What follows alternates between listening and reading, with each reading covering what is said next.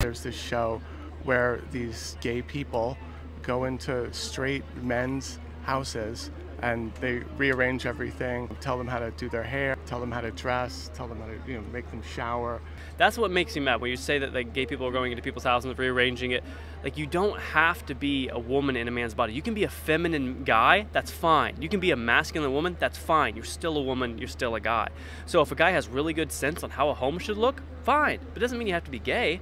Schools today are forcing it down their throats and just removing the innocence from children. Like, we don't want to do that. No one should be having these conversations. So you're publishing children's books? Yeah, we're books. This one's about elephants and not birds. Is transgenderism or gender ideology. That's a hard one to try to conceptualize, to try to teach to children. What's an appropriate age to introduce this book to a child? Again, the rote for ages 4 to 12, I would say don't even introduce it till 6 or 7. So this book is for 6-year-olds. This is the island of free ice cream. This is a topic, this is capitalism versus communism. You can have this conversation with any child because it's just logic. If people come and say, hey, why are you working so hard? You shouldn't have to work. I can give you everything for free. You shouldn't have to work for your food. If you put me in charge, I'll make sure that everything you have is cheap. Like, these are wolves, and the wolves represent communism. And that's for association purposes, so the children can be like, okay, mom, I'm hearing these things in my school and they sound just like the wolves. So that helps the mom to be able to dive into those conversations right then. This one is by Jack Posobiec. Yeah.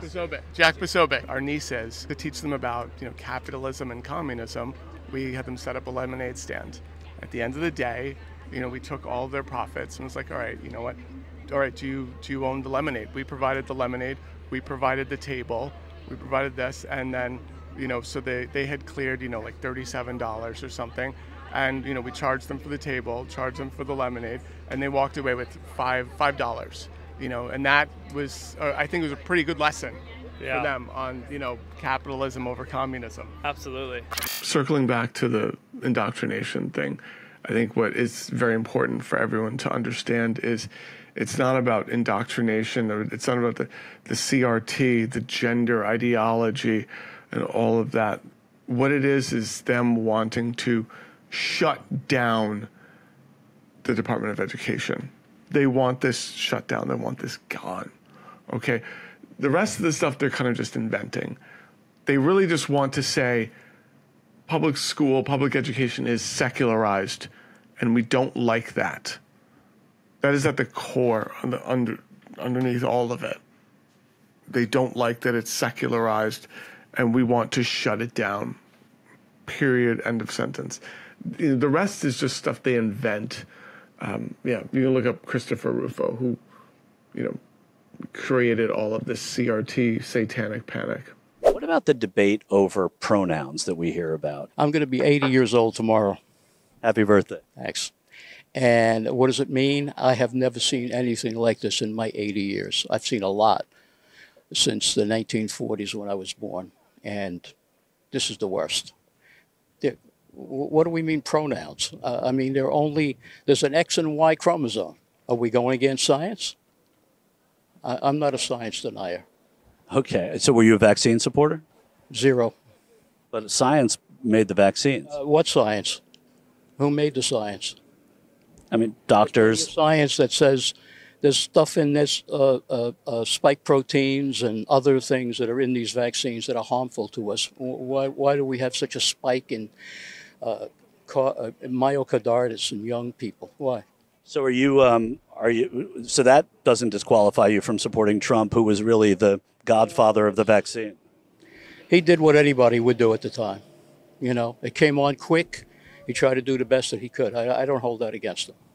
Yet you think that the vaccines weren't science? Zero. No. But he supported them, and he's considered the godfather of the vaccine. That's just an expression. I'm not buying it. I don't buy it.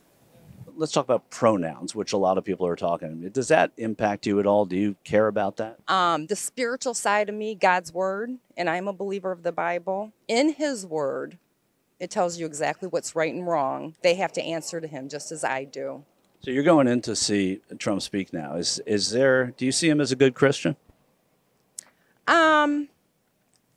From what I know, yes. What about social issues, pronouns, things like that? Social issues, like pronouns and stuff like she's a she and she's a she. Are you she or he?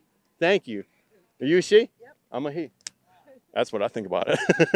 What if they said I'm? Simple. What if they said I'm a they? I would say to they. Where were you born as? A they or a you? That's the real question. Chick with a d or a chick with a pussy? Pronouns. How does that impact you? You know, either you got it or you don't. You know what I mean? What is it about liberals in America that upsets you? As far as liberals, I would venture to say just the ones I've spoken to, and I have, they have no clue. They deny that transgender things are going on. They deny it all. What's the most dangerous thing happening in the country right now? That the kids are switching their genital or their sexual things in like grade school and stuff like that. Do you think that's a lot of people that are doing it?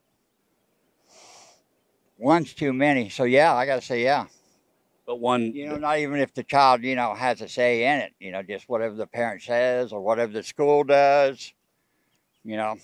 what is it that you would like to see him do if he were to win again to make America great again? First thing, go to Ukraine and Russia and just say stop the shit. And probably undo a lot of this, like we're going to let an 8-year-old kid decide that they're not a boy or a girl. Well, do you think 8-year-old? I think that's a rampant problem right now in America. But I think it's something that doesn't need to be being done. I swear, I've been to tons of Trump rallies, unfortunately, and I've seen Trump actually, to his credit, talk about the vaccine and pump it up. And I've seen the audience kind of boo and just be like, "Oh, boo!" They're booing the vaccine and they're not booing him. They're making that very clear. They're like, and then as soon as he's done, they're like right back to it. I've literally asked MAGA, hey, Trump, really, got through those bureaucratic hurdles and pushed the vaccine out there. Like, he did a great job. And they're like, oh, absolutely. I was like, he doesn't get enough credit. And they're like, no, absolutely not. He needs more credit for getting the vaccine out there. I was like, oh, so you're going to take the vaccine? Absolutely not. This all happens like with no punctuation. I've done interviews. I've done tons of interviews to this effect. And this joke works like all the time. Yeah. And yeah. Ooh. And the dissonance just kicks right in. It's like this 1984, like, what are you talking about? Oceania's never been at war with Eurasia. It's that level of, like, the doublespeak and dissonance. I love it.